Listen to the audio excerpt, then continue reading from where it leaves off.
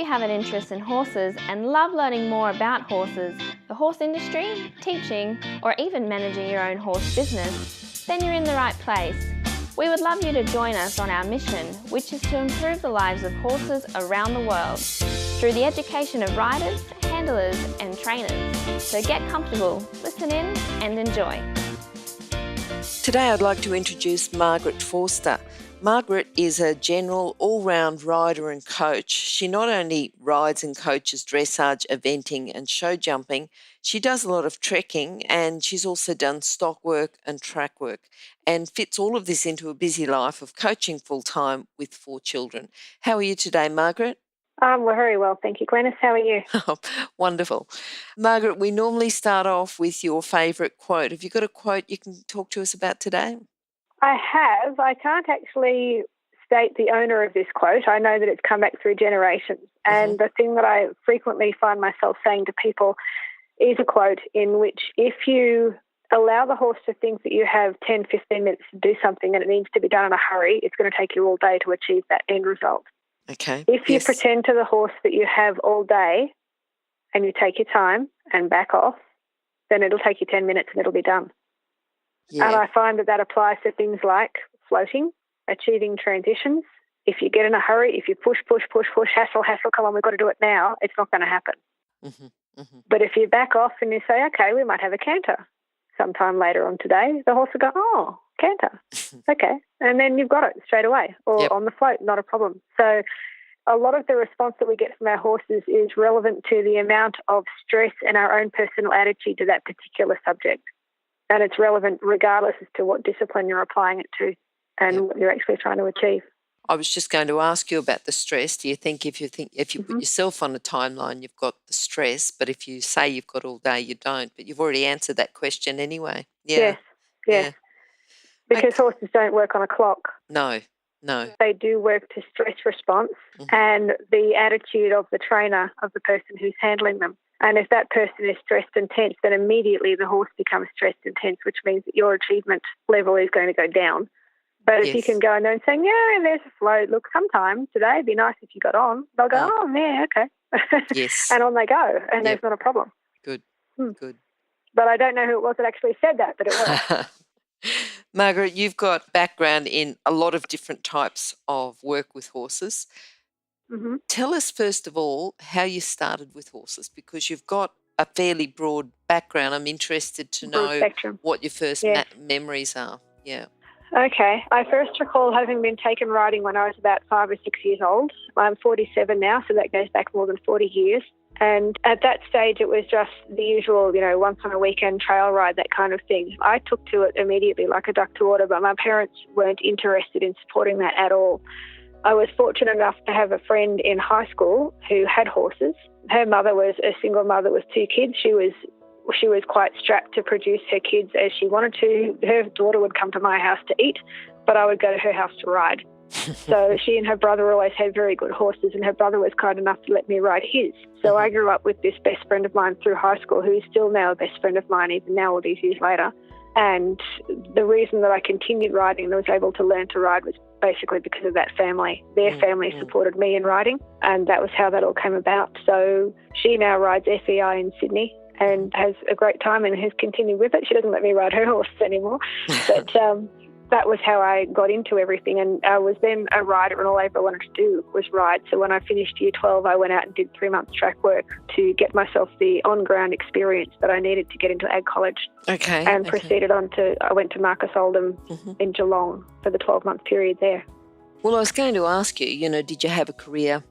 What made you decide? Because you already had it decided by the time you left school. When did you decide? What made that decision? Was it your friend? Was it something else? No. Being raised in Canberra, the typical career then was finish year 12 and go into the public service. And I completed the public service test at the same time that I was applying for different agricultural colleges around the country, wanting to do a horse course somewhere. I was offered a traineeship position in the taxation department in the same week that I was offered the placement in Marcus Oldham Farm Management College, and I grabbed the horses and ran. And that was it. And that was at 17, that was the changeover. Was I going to stay in Canberra and be a public servant and work the way up through that system and have a horse, or was I going to turn it into a career? But all I ever wanted to do was ride. So the Marcus Oldham course allowed me to take a horse down there to the college for that 12-month period.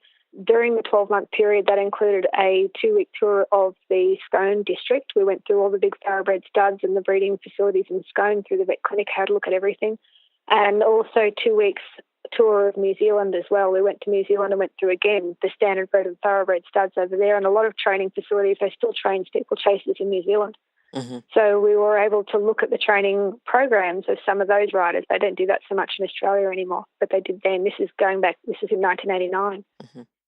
While I was in New Zealand, my parents' divorce finalised, and my mother rang me and said, well, the house is sold. You basically have nowhere to come back to when you finish your course in 6 weeks' time. And this is while I was in New Zealand. I was about 17 or 18 at that time. So I was on a work experience placement. So I went to the manager of the work experience farm and I said, I'm effectively homeless as of 6 weeks. Can I work for you? Can I come back here? Because I had to go back to Geelong, graduate. And I was looking for somewhere to live. And this gentleman was very kind and said, well, we don't have a place here. The farm wasn't big enough that I was on at the time, but he was happy to set me up with one of the bigger commercial studs, which he did. So I came back to Geelong, graduated, and then flew out of Tullamarine at the end of 1989 with a one-way ticket to Auckland, $20 and a bag of clothes. Wow. And that was it. Yeah, that was it. And I was collected from the Auckland airport by the stud manager of this farm that I was working on. He took me to the place, and I was in New Zealand for 2 years and had a ball. Okay. And then when that finished, came back to Australia again. Yeah. I'm just thinking because, you chose to go horses rather than being a public servant. Yes. What core skills, what character traits did you have, do you think, or what did you have that made you make that choice rather than the comfy, cushy public servant life? Single-mindedness. Okay. All I ever wanted to do was ride. Yep. I did not want to, and I do not want to now sit in an office and tap numbers into a machine. All right. So single-mindedness, that pretty much covers it then. Yep. Yeah. All I ever wanted to do was ride a horse. Yep. And what I would do on the stud farms in New Zealand, because they were stud farms, they didn't have riding horses. They had yearlings. Yes. They had broodmares who were breeding, and they had stallions, but they did have the occasional gelding that was out in the paddock as an uncle, so to speak, to the yearlings. When the weanlings were weaned, they would go into the paddock with this uncle. And I was in the habit, because we lived on the farm, of sneaking down to the paddocks at night time after work with a rope. And I would rope the gelding in the paddock and jump on him and ride him with a rope around his neck in the paddock just so I had something to ride. Yep. That's the level of the obsession that there was. There was no way I was going to work in taxation. Yeah. So did you get caught for that? No, God, no. No one ever said anything. But during lunchtime, this is the kick of it, during lunchtime, these very big stud farms, which would have 350 or 400 broodmares, would have teaser ponies. They would have little pony stallions, usually Welsh or a Welsh cross. They were about maybe 11 to 13 hands. And they were stallion ponies, and they were kept just to tease the broodmares. None of them were broken in. They were unhandleable apart from catching them. They wore their head collars permanently, and they would catch them with a lead rope and just show them to the mare, and the mare would show she's either on season or she's not. So our lunchtime entertainment in the broodmare team was to bring these unbroken ponies into the serving barn, which was usually an arena surface type building, or about 20 by 20 metres square. And we would hop on with the stallion manager holding the stallion chain around the pony's nose so it couldn't move. And we'd rack our hands through the breadlocked mane of these ponies, and we'd give them a nod and they'd let go. And our lunchtime entertainment was, how long can you stay on the teaser pony for? So we'd have like miniature rodeos around the serving barn at lunchtime just for fun. And, that's what we were into. It was good fun. We had a great time. All right. So from there, did you come back and you did some stock work as well? I did a lot of trail riding. The breeding season with thoroughbreds obviously is a seasonal employment. So in New Zealand, and when I came back to Australia, during the off-season, I would work on trail ride farms. So I would take out public trail rides, and when I came back to Australia, the first job was at the Oaks Ranch at Mogo on the south coast of New South Wales. And I lived there in the staff accommodation of what was then like a resort property. And people would come in for their holidays and they would stay for a weekend or a week or whatever, and they'd trail ride and they'd fish and all that kind of thing. And I was responsible for the riding school horses and the trail riding.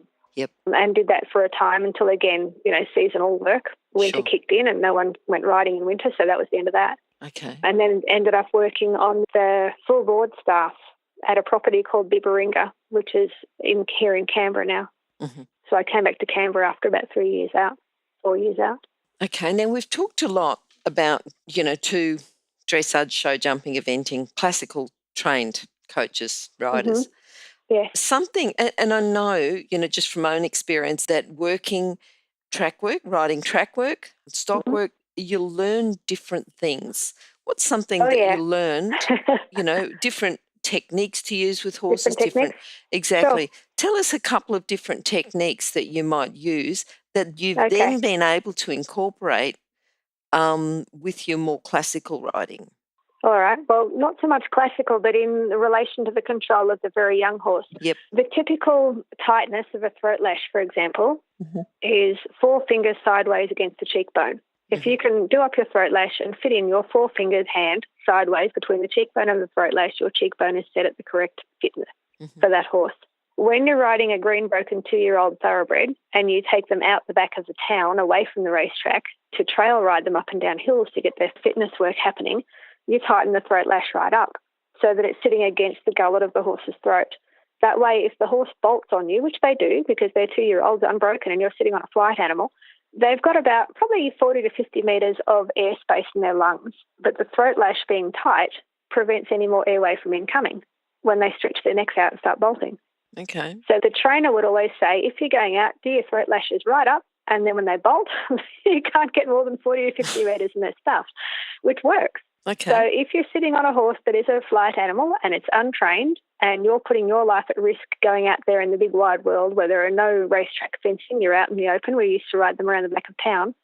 If you do your throat lash up and they do take off on you, you can sit up tall and stay there for the 40, 50 metres that it takes for them to run out of the oxygen that they contain in their lungs at that time. And then because the throat lash is tight against their throat, they can't breathe, so they're going to stop. Okay. And then as they stop, they've got their head and neck in a different position when they're more under control. They bend back down. Yep. That's right. And then you can bring them back under control again. Yep. So if they don't need it, it doesn't affect them. Only comes into effect when you actually need it. Yes. Yep. If they take off and stretch their heads out, the throat lash will cut the airway. Okay. Yeah, all right. So that worked. Yep. Now something about trekking. Yep. Oh, trekking. Okay. I've always liked going on up to Kosciuszko, going on trail rides around the mountains, and every year the Bemboka Show Society on the far south coast of New South Wales runs its Show Society supported trek, which is a wonderful weekend. If anyone ever gets the chance to go to Bemboka, it's fantastic. You're right up into the rainforest areas of the Brown Mountain. It's very steep, very hilly, and there are lots of snakes, which are usually kind enough to get away from us as we approach. But the trekking is fantastic for your eventer in relation to cross-country. It settles them. They move in a group. They have to keep going with the rest of the group because they're a herd animal. And for a young eventer who's uncertain about going forward, it can help to resolve that issue. It can really bring them along in regards to keep going. Everyone else is keeping on going, so you have to keep going too. And it has them view and have the experience of many different environments. They get to see, for example, at this year's Bemboka, which was only the first weekend in October, they ride through town. We go across the highway of the Brown Mountain, which I think is the Surrey Mountains Highway, and you're going through town, through people's backyards, literally to get out into the mountain. So they see all sorts of different things. There were ponies there were kids bouncing on trampolines who were riding literally right through people's yards on the way out there. So trekking is a great desensitizer for horses who are expected to go out and produce their best focus and their best response in an environment which might have outside influences also occurring at the time. Yes, and I suppose if they're going with some older, quieter horses, it's just staying together in that herd instinct. I can see what you mean there. Yep. Tag along and keep on going. Everyone else is going there, so therefore you're going there as well. And it teaches them to follow the group. Yep. Okay, so from there you've done eventing, show jumping and dressage. Then you became, there's a bit of a story about why you stopped show jumping and doing eventing for a couple of years. Why was that? The horse that I bought to event with the intention of having the enormous eventing career on this fabulous animal, I purchased when she was 2 rising 3 from a breaker. And at the time I wasn't aware that I was pregnant with my first child. So I bought the green broken 2-year-old pregnant with the first kid, and then proceeded to have 4 children, 2.5 years apart, roughly over the next 8 to 9 years. So in the duration of the consistent pregnancies, the eventing went out the window because the arrangement that I made with my husband then was that this was a very good horse. I would keep on working it. I would ride through all of those pregnancies. But out of consideration for his concerns, I wouldn't jump. Okay. So the horse ended up being a dressage horse, and we went from the breakers to Prix St George. She was at Prix St George by the time she was 9. Mm-hmm. So it took us 7 years with 4 pregnancies in the middle to get from breaking to Prix St George competition level. But in that time frame, I jumped very little, only during the off-pregnancy stages, I guess you could say. Okay. By the time she was 10 and I was finished having babies, I had a very, very good dressage horse who was keen to jump but hadn't done a very great deal. Mm-hmm. So did you event then? Yeah, you evented then? Yep. I did, yeah, and she won on her dressage score every time. Okay. She was brilliant, yeah. Yep. And she's now retired very happily. She's rising 23 now, and she's retired down the south coast where the temperature's a bit warmer than it is in Canberra. She has arthritis in her knees because of the jumping. Yep. I worked her very, very hard in her first 10 to 12 years, and she was my level 1 and also my level 2 horse as well. Mm-hmm. So she qualified me for both the level 1 work and the level 2 dressage qualification. So I owe her this time. Okay, then I want you to think about, as you're progressing through, not just through your trekking and stock work and track work, but through your dressage particularly, or eventing, show jumping, someone who's stood out or people that have influenced you and helped you learn more about horses. All of the level 1 and level 2 EA work has been done with Simon Cale, who's a dual level 3. He's a level 3 general and a level 3 eventer. Simon is very, very, very good as a coach educator and as an educator of riders. He doesn't mince words. So I've come out of his training with an extremely thick skin. It doesn't matter what you say to me, I'm not going to cry.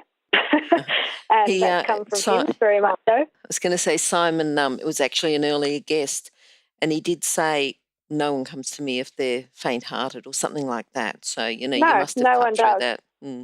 Yes. And when he's available now in Canberra, which is rare these days, but I still do go to Simon because I know that, what he says, A, it's true, B, it's to the point, C, there is no padding around what he says. If he says it's shit, it's shit. If he says it's good, it's good. You take the word that you hear in front of you, and there's no compensation for the fact that you've paid him and you're trying hard. That doesn't matter. What he sees in front of you is what he says and what he describes, which I find very good as a coaching tool. The other person who's been enormously helpful to me has been Fiona Gruen, who's a British level 2, I think, and an Australian level 1 coach. She's an eventer as well. She supports the Canberra Horse Trials Group, the National Capital Horse Trials, very strongly. I refer to Fiona personally as head coach because she mentored me all through my coaching career. And she's a wonderful person whom I can still now ring, and the same with Simon, and say, I've got this, what would you do? Yes. And in this situation, I would probably ring both of them. I would ring Fiona and say, what would you do about that? And then I'd ring Simon and say, what do you do about that? And they both give me a different answer. And then I've got 2 choices, yes. which is much better than only having 1. Yeah.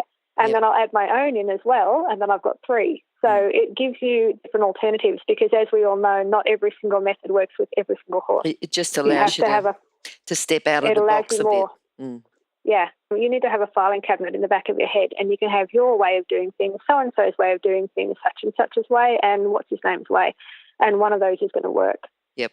But if you only have one way and your way doesn't work with that individual horse, then what are you going to do? Yes. Yeah, so the thing that I appreciate about both of those coaches, Fiona Gruen and Simon Cale, is that I can still now, 10 years down the track, converse with them and say, this is happening, what's your opinion? And they'll immediately give me their carte blanche as it is, this is what I would do, which is very, very helpful in regards to coaching support. Yep. All right. Now, through that, what's the name of your horse that you got as a 2-year-old and she's 23? What was her name? Her competition name was Curio 2. Are you familiar with Curio? How do you spell it? Oh, yeah. Curio. Yep. Okay, so Curio was a buck jumping horse around the time of World War I, World War II.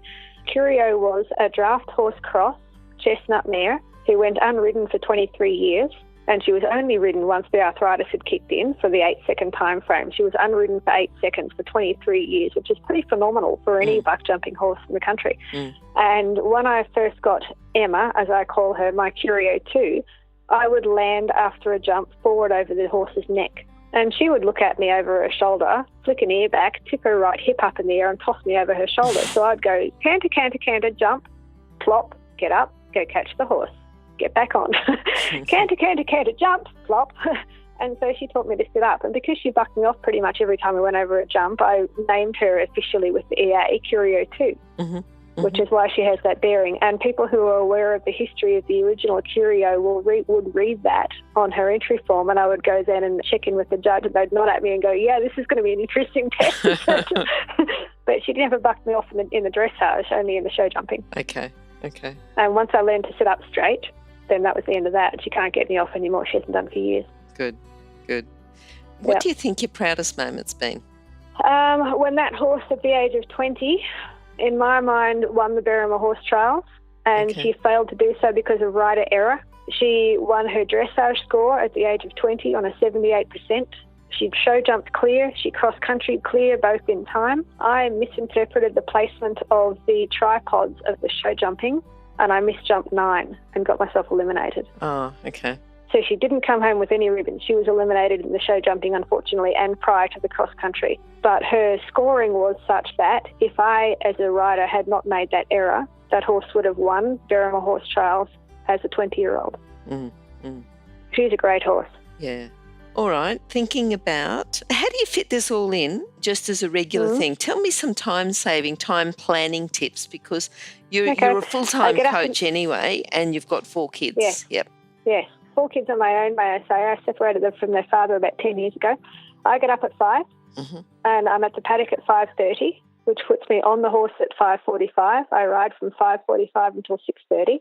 I'm off and put the horse away at 6:30. 6:45, I'm back in the car. I'm back in the house by 7 a.m. Okay. So I walk in the door, open the curtains, wake the kids up, and we're all in the car to go to school by 8. How old are the kids? 19, 16, 13 and 11. Okay. And I've been doing that time frame since the since the oldest one was 13 and old enough to be in the house unattended for that hour and a half time frame. Yes. Yep. Yeah. So they don't even know I'm gone. So pretty much it's preparation, planning, watching, timekeeping. You have to be organised. Yep. Yeah, you have to have the car packed, your feeds packed, the saddle in the car. Everything has to be organised the night before. You get up, get in the vehicle and go. And that's one of my big promotions has been, I teach many, and I've spent 20-odd years teaching for riding schools, and this is a really common thing at a riding school. The mother will come in, and I say young mother because she's under 40, who comes in saying, oh, I'm having my first ride back. I'm so excited. I haven't ridden since I was 20-something. And I say, why not? And they say, oh, because I had a family or I had a baby and I had 2 babies or whatever. I haven't ridden in 20 years. I'm like, crikey, I've got 4 other things and I ride every day. What's your problem? Get on. You don't have to stop just because you have a kid. Yep. And if you have a good horse, you don't have to stop until you have the kid. That was the other thing about Curio too. Once you stop bucking me off, I rode 3 to 7.5 months with each pregnancy. Okay. And the only time that I stopped riding then was when it was uncomfortable to dismount. Because when you dismount, you tip forward over the pommel of the saddle and slide down. When I could feel the kid getting squashed out sideways, I stopped getting on because I don't want to swing the right leg over the wither and jump off outside. Yep. So you can keep going. Yes. Yep. And if I have one statement that I would like to promote across horse riding in its entirety is you don't have to stop just because you've got a kid. You just have to organise your time frame. Yes. Well, it's not just that. It's different priorities. It's not just, there's other things that people... I'm working full time. I can't ride. Well, so am I. Yeah. So am I. Always have. But as I said in regards to the taxation thing, all I wanted to do was ride. Yes. So that's all that I've done. Yep. Yeah. Yep. You get one life. You get one shot at a turn on this planet. You do what you want to do or you're going to miss out. I want you to think about in your coaching a common problem that you see. You might see it with a couple of different students or see it with when you're out competing. A common problem and how to fix it. All right. The most common problem that I see, and I generally teach riders from beginner level with their first horse now that I'm away from the riding school situation. I get first horse up to probably elementary, medium and a metre show jumping training competition riders. Once my riders get beyond a metre in regards to show jumping, I pass them on to Grant Hughes, who's our local show jumping guru. If they're over a metre, they're out of my time frame, they go to Grant. The biggest issue that I see is lack of understanding of what the horse is trying to communicate to the rider. So what I see in horse riding coaching, you've got about 30% teaching aids. This is how we ask for shoulder in. This is how we ask for traverse, that kind of thing. A third of it is rider psychology. Yes, I know you're worried about this horse, but we can deal with it by doing it this way. The other third is the horse trying to communicate with the rider and the rider completely missing the signals the horse is giving them and misinterpreting them entirely, and therefore missing out on the conversation that's going on between the horse and the rider. So a very great deal of it is translation. Your horse is saying this to you. He's trying to tell you this. So you need to, first of all, recognise it. Secondly, understand what he's saying to you. And thirdly, respond appropriately to the conversation you're having with the person. It's not a motorbike. So if you ask a horse to go into trot poles and a crossbar, and his behaviour is not consistent with the 30-year-old riding school horse that you've been doing that with up until now, look at what he's doing and why. What's he saying? What's he thinking? Why is he behaving in the manner that he's behaving? What is it that is setting him off? People will often say, oh, he won't do such and such. My question is why? Why won't he do such and such? Is the environment not correct? Is there something there that's stressing him? Is the rider concerned and expressing their concern going into that transition that the horse is thinking, oh, no, I better not do that because they're worried? People miss the whole point of the fact that the horse is conversing with them. They miss it completely. It goes over their heads. They see the animal as being like a motorbike. I want it to go straight and go over this jump. Why won't it do it? The horse is thinking, there's a brown snake under that pole. I'm not going over that. And there's something that is completely different which is happening, which the rider has no concept of whatsoever because they think, I want to ride the horse over that. So a lot of it is literally translating the conversation between the horse and the rider and telling the rider what the horse is saying to them so they can begin to appreciate that this is a person that they're sitting on. And this person that they're sitting on has his own interpretation of what's going on. And the person that they're sitting on's interpretation may not be the same as theirs. And there are times to push through that and say, yes, you have to do it. And there are times to think, okay, he's not going there because, and then deal with the because and deal with what's going on. Yep. So only approximately a third of rider coaching is actually teaching the rider how to perform a movement and how to translate, how to perform a transition. I enjoyed the way you talked about the whole conversation between the horse and rider, the translation, interpretation, the because. Yep. And I you're think sitting on another person. Yeah. And you have to have respect for that person's opinions and you have to have respect for that person's, let's say, consideration for what may or may not be happening. Yes. And when riders, I deal with a lot of riders here in Canberra who have anxiety, who completely fail to comprehend the fact that their horse might have anxiety too. And they're only making it worse by translating their anxiety and expressing that to the horse. And if they have a horse who's slightly anxious and the rider's going, oh my God, I'm going to die, and the horse is going, holy shit, we're both going to die. And that's the end of that. You're not going over that pole.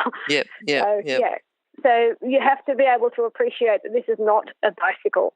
Yes. It is a person with its own take on everything who has, believe it or not, a much wider span of instinctive knowledge of what's going on in their immediate environment than what you do.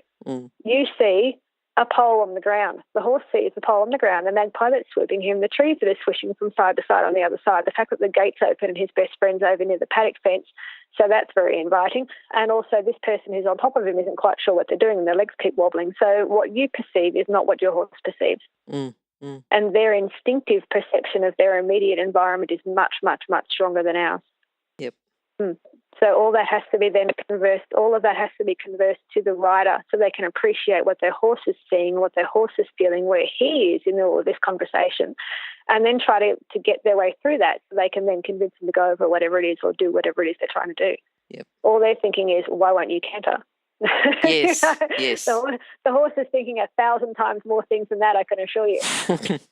Okay. Oh, just let me interrupt you for a moment, just to let people know about the horse industry qualifications at Online Horse College. Have a look at the flexible options with online theory. The practical components can be completed by video or with a qualified expert in your area. That website again is onlinehorsecollege.com. Okay, thanks. Now, have you got a book that you could recommend for our listeners? I don't think you'll find that in a book anywhere, but I loved it. I think the explanation was good. But have you got a book that you can recommend? Okay, let me go to the bookshelf here. I don't tend to read horse books, believe it or not, because I find that they're very much in regards to one person's personal opinion. But one which was not recommended but required reading for us in the level 2 training here is called The Truth About Horses, and it's by Andrew McLean. Yep.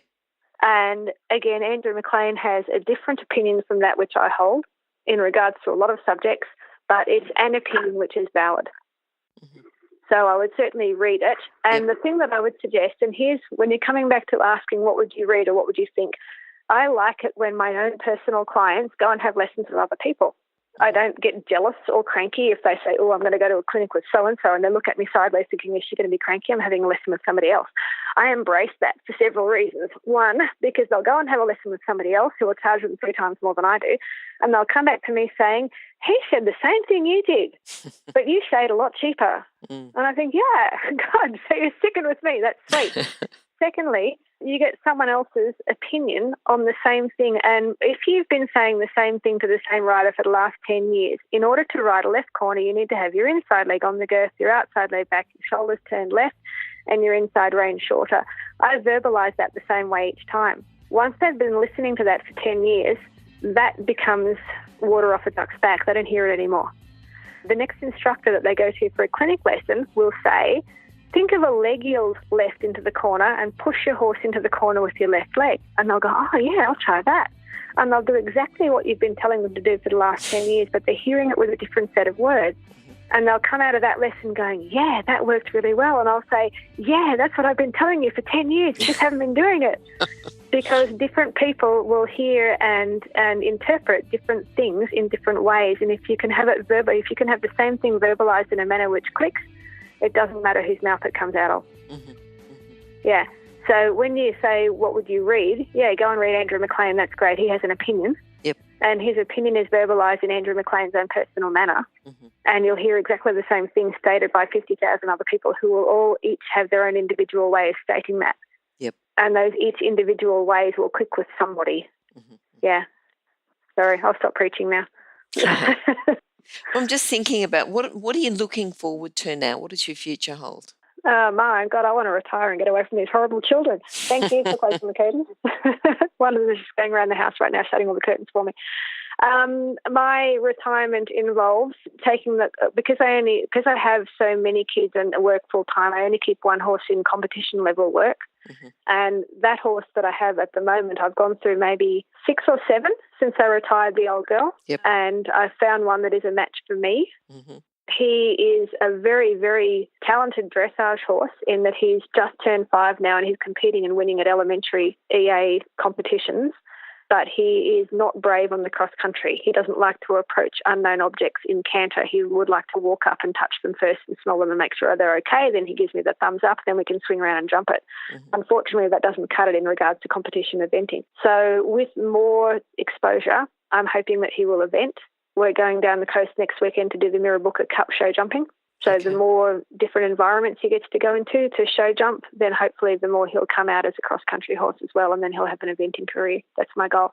I would like in 7 years' time, my youngest child finishes year 12. I'm moving down to the south coast. That's a definite. I'm taking that horse with me, and we will continue our career on the south coast of New South Wales in between me doing trips around the country. I want to go and do the lap around Australia. Okay, then. Pack up the Land Cruiser and go camping for a year. Okay, with your horse? No, he can stay behind. Oh, okay. It's too difficult. While that all sounds very lovely, I want to be able to access national parks which won't allow livestock. Okay. So the concept of doing, for example, the Bicentennial Trail doesn't really appeal to me because Melbourne to Queensland isn't that flash a trip anyway, and it's an awful lot of hard work and quite an expensive time frame. So to be able to retire down there and compete at my leisure with a horse who knows what he's doing would be an excellent retirement frame. Okay. All right then. So if you can sum up your philosophy into a lesson today, that would be great. Okay. My philosophy in a lesson is that we each have in our own lifespan an approximation of 85 years on this planet. The planet's infinitely old and it's going to continue, one would hope, for quite some time after we've gone. In these very, very tiny 85 years that we have, our life goal should be to enjoy and do as much as we can. If that involves horses, fantastic. Go for your life. Ride everything. Do track work, do trekking, do dressage, do jumping, do eventing, do hacking if you feel like that. Not that I ever have. If you don't want to, great, go and do what you want to do. But make the most that you possibly can, milk every single second out of that 85 years that you've got, because you're going to die. And you'd like to be able to get to that end, having done all of those things, and say, yes, I nailed it. Mm-hmm. Okay, sounds good. Margaret, how can people contact you? I'm listed as an EA coach on the EA Coaches website. They can contact me usually by either Facebook or by phone. I text often. The phone number is 0431 118 661, or again, many people just PM me on Facebook and book a lesson that way. Okay. Just Margaret Forster on Facebook. Margaret Forster on Facebook. Yep. I don't have a website because I don't believe in that kind of thing. I'm not going to promote a philosophy or some great religion as such. I just want to ride my horse. And if people want to ride their horses and do it better, then I'm quite happy to help them. But I do it without all of the promotional and, should I say in small brackets, Pat Pirelli style promotion. Okay. I'm here. I've been in Canberra. I was born in Canberra and raised in Canberra. I've been here now for 45 out of the 47 years, the other 2 being in New Zealand, and everyone here knows me, so it's very much a word of mouth. I don't advertise anywhere. Okay. The EA website lists me because they list all of their registered coaches, but I don't have an advertisement for them, and from that I work full-time on the word of mouth that I have. And we'll also put your contact details on horsechats.com/Margaret Forster. All right, thanks very much. That would be lovely. Today. The whole thing is enjoy it. Ride your horse, enjoy it, and listen to what he's saying to you. I'm sure that people will go away now and think about a new way of having a conversation with their horse. Yeah. From what you've said, you know, because the translation, the conversation, the translation, interpretation, and think because they're doing it's a a big partnership. horse. Yep. And what you perceive is not what your horse perceives. Yep. All right, that's wonderful. Thanks very much. Bye. Thank you for calling. Bye-bye. Bye. Oh, wait, before you go, if you're an equestrian coach or a horse riding instructor, or even if you aspire to be one, have a look at the free video series for horse riding instructors on the Horse Chats website. Go there now, have a look, horsechats.com. Remember that our comments and instructions are general in nature and do not take into consideration your individual horses or your individual ability and circumstances. If you enjoyed this podcast, then please leave your comment below.